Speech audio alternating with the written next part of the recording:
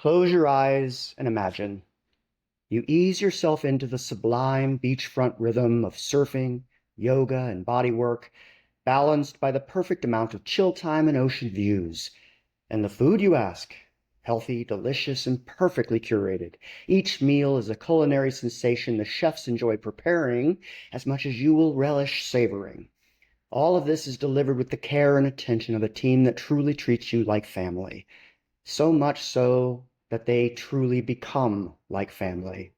From touchdown to takeoff, there is something about the vibe here. Be bold, book the experience, and get ready for your next adventure.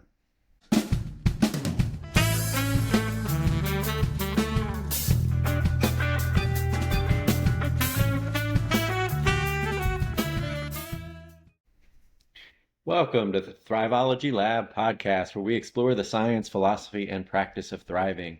Our goal is to help you create a happier and healthier life through education, application, and transformation. Your co-hosts on this journey are Phil Dunwoody, that's me. And Neil Lutterbeck, that's me. Phil and I are both on the faculty at Juniata College, where we teach courses to promote human thriving and well-being. Before we get started, Phil, can you tell folks where they can find us? Everywhere. We are on Spotify, Apple Podcasts, YouTube, or wherever you get your podcasts. Leave a comment or question on YouTube, and we will be sure to respond. Make sure to follow us on Instagram, Facebook, and LinkedIn. You can also email questions to thrivologylab@gmail.com. So today's topic is the benefits of a retreat. We've been talking, if you've been following the podcast, about all of the 8 ways of the Thrivology Lab system, and then we put it all together with our retreat partner, Surf Synergy. The first quote you heard is from the Surf Synergy website. Surf Synergy is the retreat where we are right now with 22 of our students taking the course Ways of Wellbeing. And speaking for myself, I can confirm that every syllable of that statement in the intro is true. It is common for our students to come back from this week at Surf Synergy, a week where we are right now, saying that it was life-changing. But why? In today's podcast, we're going to talk a little bit about the benefits of a retreat, and we will discuss the specifics of Surf Synergy with its co-founder and program director, Marcel Oliveira. And just to frame what we're doing here, our students go through a full semester who come down with us, a full semester course that Neil and I teach, where we do mindfulness meditation, we do Tai Chi, we do surf prep up, we read the literature on positive psychology and human thriving to kind of frame their expectations from here. And we talk with them about differences between a retreat versus a vacation, a retreat being something that you really take something away, it's introspective. And Marcel, you've been here the whole time we've been coming here. This really does seem like a special place in that the people here are so authentic and open, and it seems like a genuine community more than a business. And I know, looking over your bio, that I only know kind of a fraction of some of the things you've been involved in as co-founder. Correct me if I'm wrong, you are 5-time national champion for Surf SUP and SUP Race. Exactly. And for those who don't know, SUP, stand-up paddleboard. Yeah. Right? And so the Surf SUP is something I try very poorly to do. It's surfing, but on a stand-up paddleboard, so it tends to be a little smaller. And the SUP Race is more like this torpedo shape, long, skinny, so you can really cut through. So that's 5 times national championship in both of those, plus a whole bunch of other stuff. When did you start competing? When is that? Well, so you guys know I'm honored to be here in the podcast.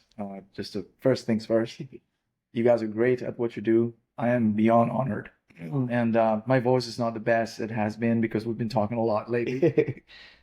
But I'm super happy to be here. So let's move on. So to your question, started when I was 10 years old in a bodyboard. This is where most of us have started. Same, right? Yeah. We have the original Mori Boogie bodyboard back in the 80s and 90s, where my father used to take me and my sister. My parents, actually, but he was the one who actually got me the board, so that's why I refer to him as the originator for this whole passion. He will take us to the beach from early ages, both skiing, uh, surfing, and fishing. He had a little boat that was back in Venezuela, talking year 80, sorry, 90. Time just goes by so fast. You lose track sometimes.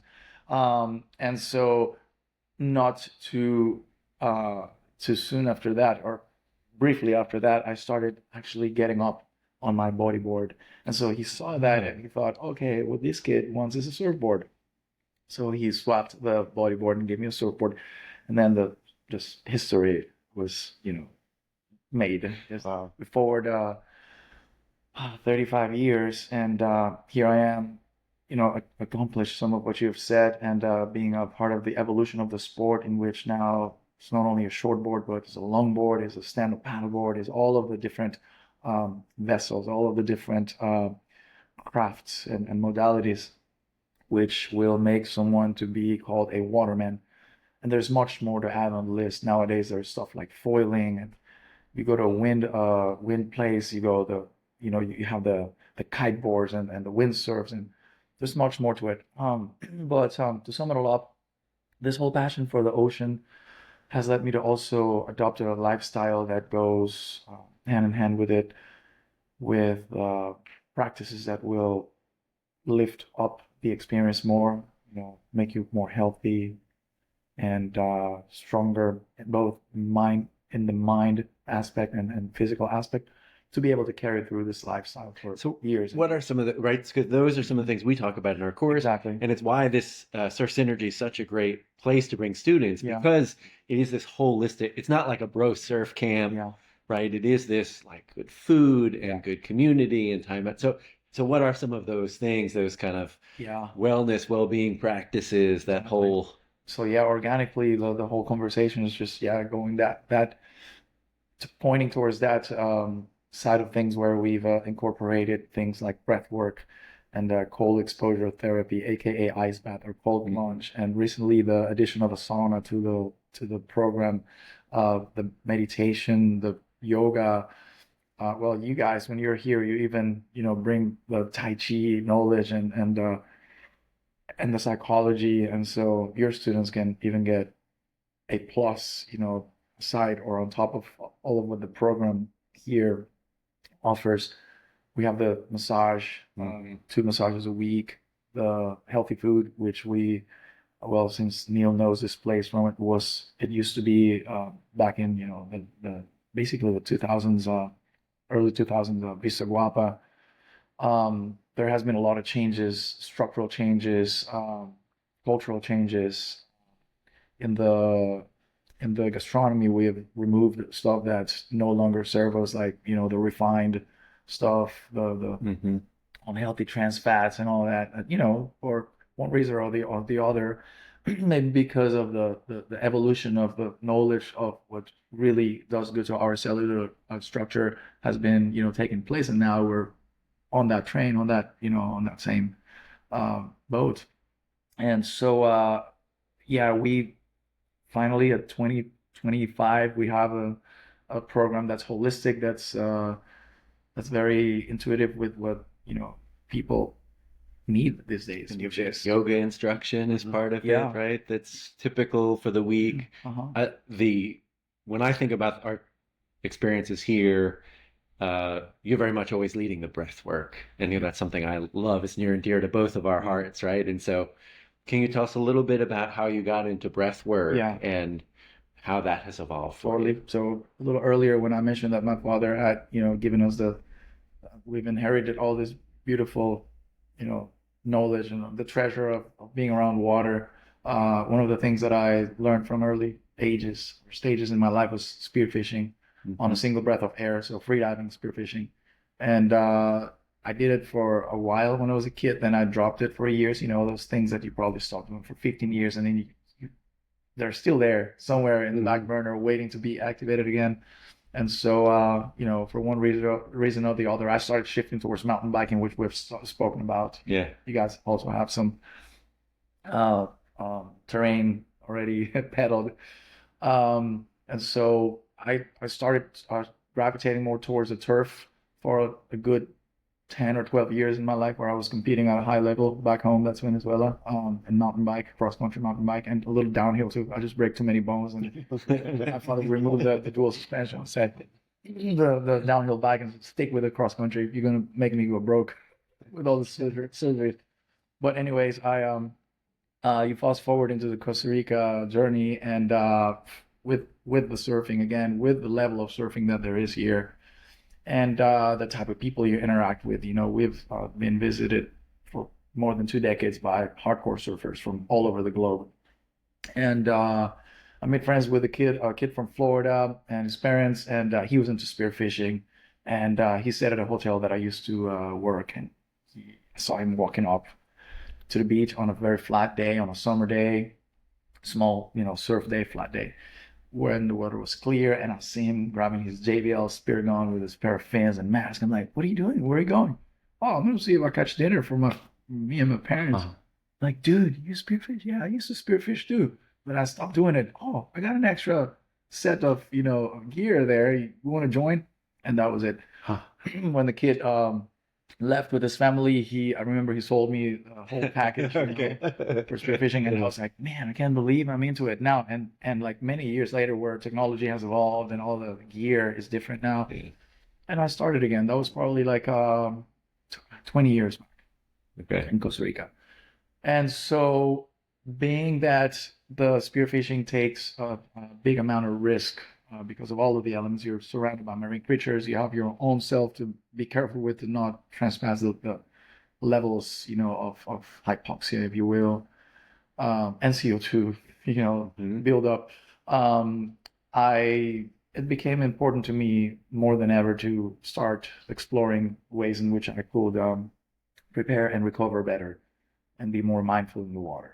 And so I signed up for a freediving class, and I did a level 1 and a level 2 with an international academy called FII, Freediving Instructors International. So through those courses, I started understanding more about physiology of the human body and what happens when you're underwater, and things like the mammalian dive reflex, which we speak about on the workshops, and how to lower your heart rate, doing diaphragmatic breathing. And it sparked a new interest on me of like really going deeper into human physiology. You combine that with surfing, and also with the mission and vision of bringing wellness to the people. It makes a lot of sense that I start incorporating that knowledge mixed with stuff that I've even learned from you guys. I always say in the course that 30% of what I'm explaining and what I'm presenting comes from actually attendees. And so, the program keeps going. The knowledge, there's new pieces of information being added to it. And I think so far people have said that it's life-changing, that they've never thought of breath the way they did. And I also want to clarify, it doesn't go in the lines of like nowadays you have a lot of this sort of psychoactive or psychedelic or outer body experiences through breath. I try not to mess with it, because that's it'll probably take a few more years for me to understand the esoterical side and the energetic side of such as you also have in the martial arts that also that side of things where qigong, right? It no longer is a physical thing, but it taps into the spiritual. I try and focus more on physiology, on flipping the equation for the bad habits of breathing that modern society has developed with all of the stuff that surrounds us that are messing with our nervous systems, and so So that makes me real quick, and then I'll pass it to you. Right, that makes me think you would probably be interested in some of my Tai Chi teachers, because he is from Taiwan, but has a doctorate in engineering and has done a lot to connect what seems with what is mystical and esoteric with actual physiology. So like the Tai Chi classics and what they talk about basic sources of Qi as being food and air, right? So what we think of as Qigong is often this magical thing. And well, yes, food and air is magical, right? But it is energy in the body is also oxygen, right? Traveling through the blood and nerves firing. And so it's not necessarily metaphysical. It is also quite physical. Well, and in the 21st century, we've gotten very secular. We've distanced ourselves from a sense of the spiritual, and I think what we're finding is there's a detriment to our human experience if we disconnect from that spiritual side, whatever that means for somebody. Yeah, But you brought up two things, Marcel. I think one, that sense of sort of mindful. You said sort of being more mindful underwater, and what we keep finding is like there's a sense of mindfulness across all of these domains. And when I think about, like, for me, surfing, I love surfing. I love the activity of it, but it's such a metaphor for so many other things in life. Like you can't fight the wave. You have to dance with it. Yeah. That's true in life. You can't make the thing happen. You can only sort of work with those forces. And I think what y'all do here in that, figuring out all these different modalities working synergistically together, allows both for the practical health and well-being, but there's reverberations and echoes out across all aspects of life, which for me, and I've told you this a bunch of times, I don't want to call anybody out. I've gone to a lot of other surf camps around in Hawaii and Mexico and El Salvador and places, and I've had lots of different surf coaches, and there is no place that is as holistic, as family oriented, as supportive and nurturing as Surf Synergy. What you have built is so profound that there just isn't anything else. And I think we would be interested, how did that all sort of come together? Yeah. And how because I wouldn't even use the word camp. It feels more like a retreat center. Camp, right? Yeah. When I know you're not right, but often they're called camps, right? And whatever, it's language. But, totally, yeah. But it feels more like a retreat center, which is different. I think of it as differently. Well, even when it was Vista Guapa, it was very much a camp. It was like a surf focus, solely surf focus. Basic sort of surf camp. And what you've built is more of a retreat center, a more holistic. Curated details into it. So how were the origins? First of all, I couldn't help but asking the production team, save what Neil just said, and let's just build a marketing capsule and spread it all across the board on the internet. Thank you, man. What's best is that it's genuine. So the other thing that I was thinking is the concept of retreat. Yeah. It's funny, like a little while ago, I was just kind of browsing through, doing a little research online on breathwork and meditation on retreats. And, you always on the comments section, you see all the people that, they lay their lack of joy onto something or somebody, right? And so they're displaying it, with their comments. And and somebody just read somebody and said, "What are you retreating from?" Retreats? Why? What are you retreating? Run away. And, I usually tend not to engage into this because it's just the internet, right? Like anybody can just say anything and really not be held accountable. But man, I had to say they're retreating from people like you.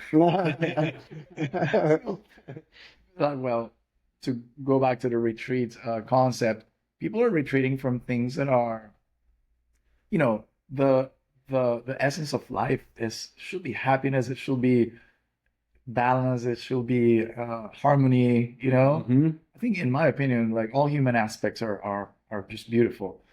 There's other things that will be sort of influential to our existences that sometimes, I don't know. If I try and think of the esoterical, ways of thinking, I would even refer that to like energies that are here in this realm to really like distract us, right?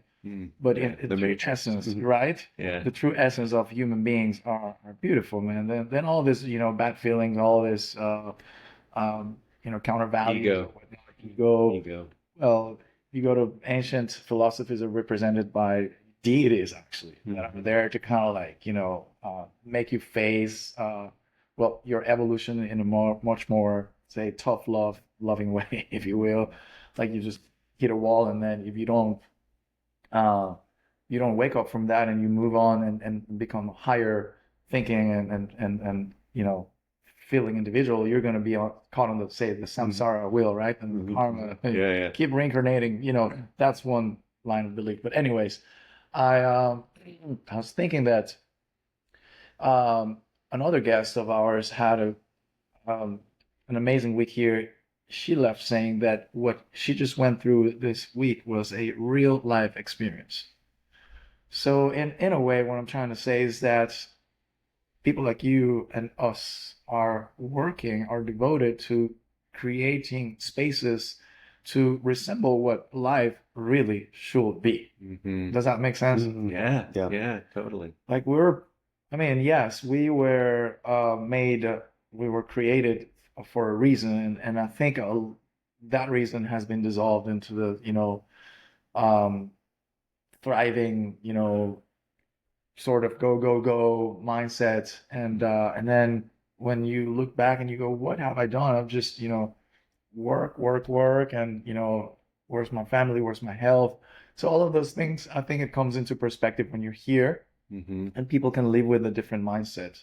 And that's how we talk about, like, for the students, we differentiate like a vacation and a retreat, and we use, I think, retreat differently than like retreat from, but retreat into, like I always say, introspective. Like a vacation, you're sort of checking out, and a retreat, you're checking in. You're sort of getting in deep, and like you're living in a week, like you could possibly live, and maybe you can't take the whole week with you out into your life, but if you can find one thing to take with you. To resonate with what you're saying is like when you read a book and you may memorize the whole thing, but there are going to be key aspects that are going to be takeaways, and they'll be with you as a tool, as more tools for life.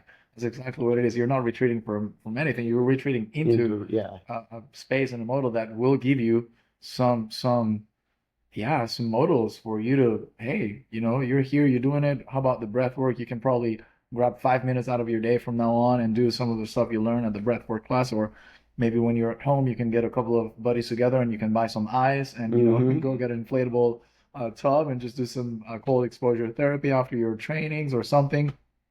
The Tai Chi practices from Master Phil, can be incorporated before, say, an exam or test or something. The breath work, right? I talk to my students a lot about breath work, and they come into my office sometimes, and you can see it, right? They're vibrating, and all their breathing is up here. And sometimes I will just invite them to take some deep breaths with me before we, to help them relax.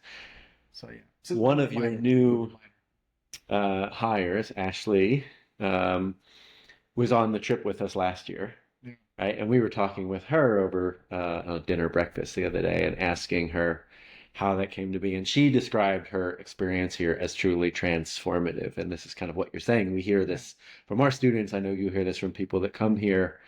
And I think, to tie back with something you were just talking about, it is this sense of, and Neil and I have talked a lot about this on the podcast, and especially in terms of values and meaning and purpose.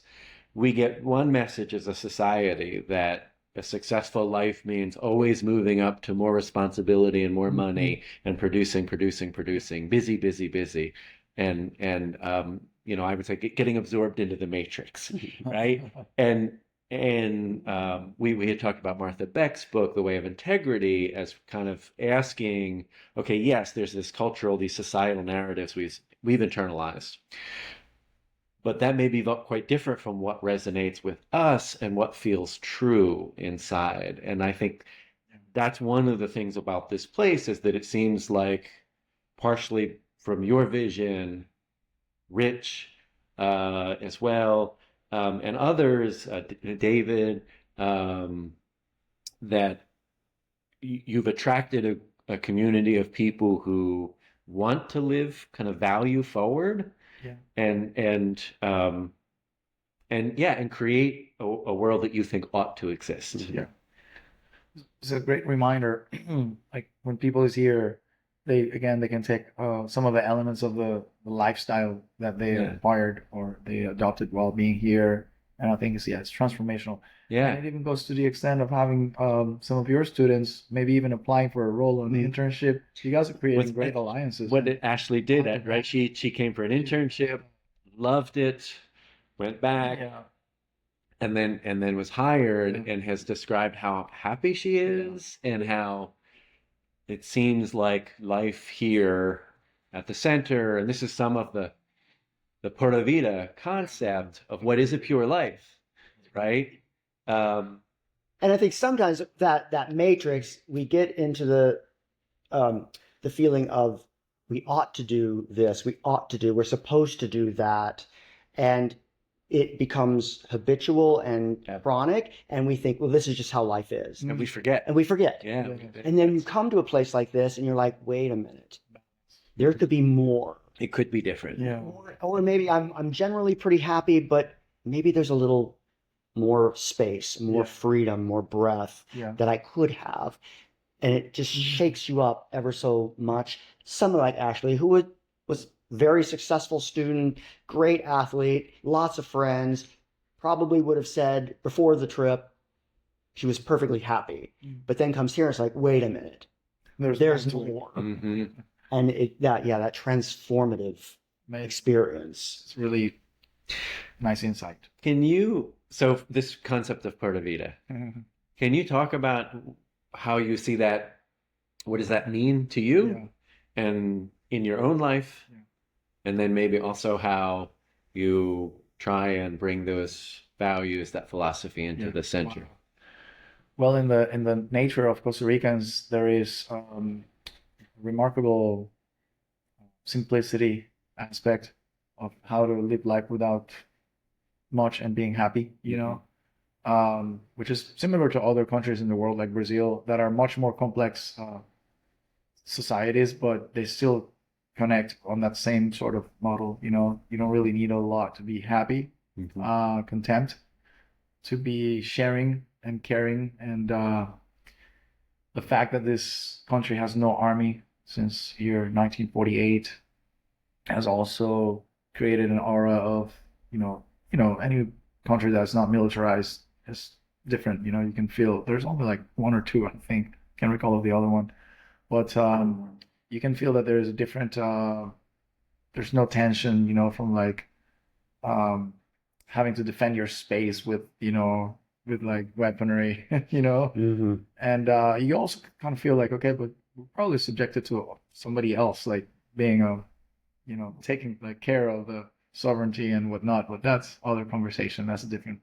But I'm thinking of the aspects that make this place being such a unique place, and then that the culture or the ethos of the culture transpires at Pura Vida, which is easy to say, but not easy to leave. Like not everybody lives it. You go to Hawaii, for instance, and you have the whole thing with the annexion of Hawaii as a state, to the U.S., which was non-solicited, the Occidental presence. And there has been a lot of cultural debate of what the aloha is, for instance. Like the aloha is like the Pura Vida. And it is something that the inhabitants will have from is all of the interacting with the nature and living off of the land and the sea and having that sort of like social component that a lot of the societies are lacking of these days. Like family, like tribe sort of interaction, people helping each other, looking after each other, this family feel. I'm trying to find ways and thoughts to like refer to the Pura Vida. I think I'm getting there through all those concepts. Pura Vida also is a natural way of living, and to share this joyful state of mind with whoever comes along. And I couldn't help not to mention, the contrasting, of it, which is people come here sometimes seeking for that Pura Vida. That's, it's normal in the tourism world. You see a lot of people who come here to look for the Pura Vida, but then they get misled into thinking that Pura Vida is just, going to the nightclub, party. Or just getting like $1 million mansion by the beach and calling it this is life, where maybe the fisherman a couple of miles down the road lives so simple and so at peace. He didn't have to go through all the hassles of the corporate world and all the stress and all the craziness to acquire a life by the beach, and he still lives by the beach. Yeah, that sense of That's luxury, but uh, um, simplicity, I think, is so Simplicity, important. yeah. And you brought up tribe, this idea Yeah. of community, and we talk in our model about the importance of like community, not just like community in lowercase c, but those deep rooted connections. And one of Yeah. the things that mindfulness really can teach us is that there is no differentiation between you and me, or we're all so deeply connected. Yeah. And I don't want to tell a story on Ashley, but she said the other night, she was down at the beach at Hermosa and she was watching the competition, and she was sitting there, and one of the other people she was with left, and she was by herself, and there was another couple over there, and they're like, "Hey, come on over here," and she was like, "No, no, I'm okay," and no, no, come on over, and they just wanted to talk. Connect. And Yeah. as Americans, we're so suspicious. We think everybody wants something. Everybody's dangerous. And so we push so many people away out of isolation. We isolate ourselves. But here, there's very much like everyone is connected. Everyone is family. Everyone's looking out for each other. You really get that the importance of family and that extension of family in a truly authentic way that is rooted in the integrity of values here. That's a beautiful concept. And I believe what we have created here is actually a space where the Pura Vida, which actually me, I've been here for 25 years, but most of my coworkers and my new family members are native Costa Ricans. Mm-hmm. And I think we all share the same thoughts on how the Pura Vida has also been compromised as the Aloha, for instance. Mm-hmm. And the Irie for the Jamaicans, you go to Jamaica, there's also a lot of crime. There's also a lot of, issues in society. Costa Rica is not perfect. It's definitely something is a case study of how much it has been preserved, being given the fact that most of the Central American countries are very complex, and they've been going through a lot of societal, issues and insecurity and whatnot. The fact that Costa Rica being almost like in between, at least, Panama on the south, but we have all of the other countries that are, really there's a lot of conflict next door. The fact that Costa Rica has kept itself still, safe, you can walk out and, be at, in town and not be like, worrying about, say, for instance, El Salvador 10 years ago. That's another case study subject, by the way.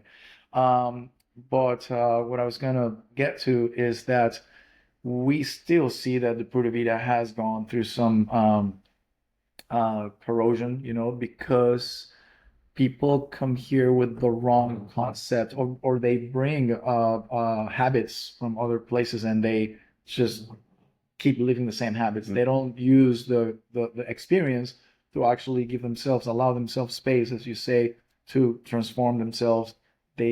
So it shows, in the tourism industry a lot. We've seen it. And what we're doing here is a revival, in my opinion, of the Pura Vida. And there are other places like this too, right? There's other people doing, surf and wellness oriented, meditation, yoga oriented, healthy food oriented models. But yeah, I'm so proud that all of the organization, they are devoted, for that service through what they do. And we can say now that we have a place that, as you guys have experienced it, you come here and you leave being different, towards the better always. But it's a reminder. It's a week of a constant reminder of how, what the Pura Vida is a showcase or display of Pura Vida. And a reminder of how life, as you said, there's more room to breathe, to, explore different things. I could incorporate into my life other practices that will make me feel more whole, fulfilled. Yeah, we do talk with our students quite a bit about not putting Costa Rica as a country kind of on this pedestal of like, oh, everyone lives this perfect life and they're all, that you're going to find the whole full range of human experiences here, like you also did in the US, right? Not to say that there aren't cultural differences, but to say that there's also a lot of variation. here, as you're talking about, in terms of how these things change over time, how they um, how they adapt or flex to kind of modern materialistic, capitalistic pressures, right? And how you resist those. Like how can like I think what you're saying Flow with in the best way, right? And like how do you work with that because energy? in everybody's life they have these outside pressures and you and I talk a lot about even at like work, which is a job that we really love. There are these gravitational pulls to things that take us out of alignment with our value, and a country is the same way. There are gravitational pulls, material pulls, political pulls that might and so how do we realign ourselves so that we are living in integrity as a person, as a business, as a country, or whatever, at all levels, with our values, reset, take time, take a week out of the year at the very least, and say, pause. Go on a retreat. Go on a retreat. That's a good idea. I should do a podcast about that. Oh my God. Yeah. Retreat into. I love that. Into. Yeah, for sure. But I think that is what, it is.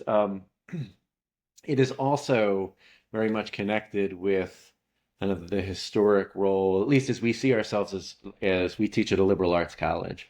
And what that means, it just what it is, I think it's supposed to mean. Again, values, aspirational versus lived. There's always a struggle to close that gap, I think, right? There's always that pressure because the values are abstract and they're easy to say, yes, of course I support this. But when it comes to practice, that's much harder, right? There's all the pressures. And one of the roles of the liberal arts college is supposed to be this self-reflection, this critical questioning of societal norms, of what you have been told, and to ask yourself, is that really true? Is that really what I believe? Does that resonate with me? And when we talk about this concept of a lifelong learner, it is the idea that that never stops, right? Yeah. And so it's not like, oh, I found it and now I go through life, perfectly, glowing. It's we say, there's no such thing as balance. It's balancing. Balancing. Right? Because it's always active. Because as soon as you get balance, what happens? A wave comes and throws you a little bit. Something in life happens. I learned that through the business model. It is a live document. It is always moving. Oh, yeah. Business plan. Yeah. Right. And I think our own lives, right? Yeah. This is this.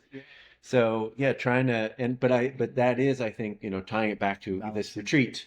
Yeah. That is, I think, why you do a retreat is to reflect, to slow down. This is, we talk in mindfulness about the kind of using the metaphor of like a lake, in that if there's a lot of turmoil, right, the surface is very choppy and you can't see down very far. And the more you sit and the more you can get centered, the stiller the water gets and the more deeply you can see.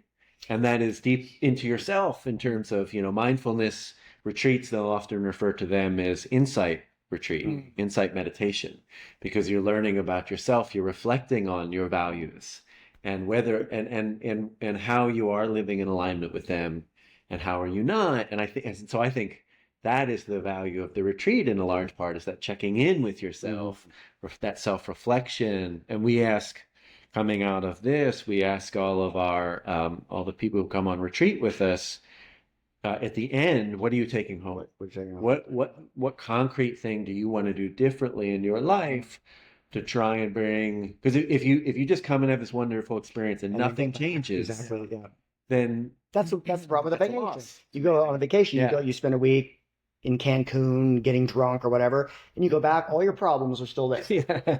Probably even more. So because you weren't there, right? But a retreat, you're there, you're working on some aspect, and we ask them, before we come here, to set an intention. What about yourself are you trying to look at, work on, and hopefully improve?